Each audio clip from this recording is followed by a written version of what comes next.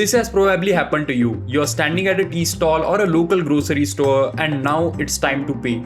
You pull out your phone, scan the QR and type your PIN. And now you wait. 1 second passes, 3 seconds pass, and then your screen shows bank server down or payment pending. You don't have any physical cash in your pocket, so you are standing there staring at your phone and waiting for sound that isn't coming. Vendor's soundbox hasn't chimed. Sometimes the money is already gone from your account. You can literally see the debit, but the vendor hasn't received a single rupee. Now you're holding up your phone screen as a proof while the guy behind you is watching. It becomes this super socially awkward moment where it creates a lot of random stress over just 10-20 rupees. Today, UPI handles over 23 billion transactions worth nearly 30 lakh crore rupees every single month. And a staggering 4 out of 5 of those payments are actually micro transactions under 500 rupees. We are talking about 10 rupees for tea, 50 rupees for vegetables, or 70 rupees for an auto ride. On your phone screen, paying feels clean and modern. But behind the scenes, whenever you use UPI, your bank servers are struggling to keep up with millions of requests happening at the exact same time. So why does this actually happen? Why does a simple 10 rupee payment make a multi-billion dollar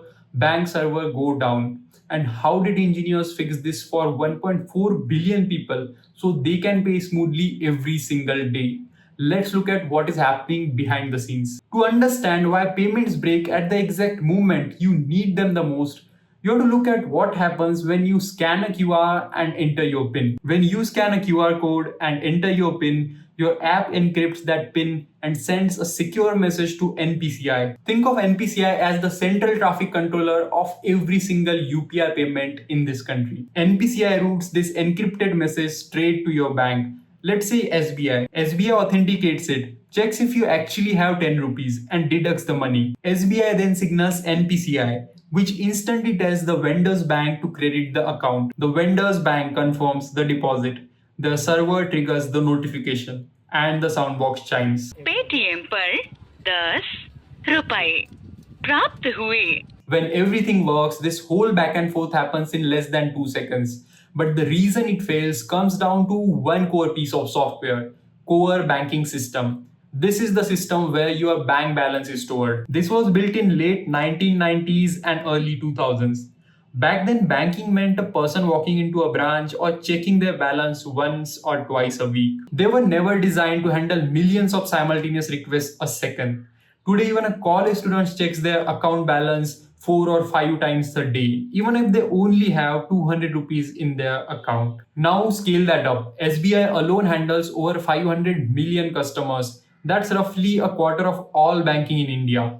Now during its peak hours, SBI servers are handling tens of thousands of simultaneous requests every single second. To protect its database from completely crashing, the bank's API gateway starts dropping incoming requests. It basically puts up a wall and says, I can't take any more requests right now. That is the exact moment your phone screen throws an error saying bank server down. Even if SBI system works perfectly 99.5% of the time, that tiny 0.5% failure rate means hundreds of thousands of people face failed payments every single day. So how do you fix a 25-year-old database without ripping it out and breaking the system that 1.4 billion people depend on? Engineers couldn't just throw away legacy core banking systems overnight.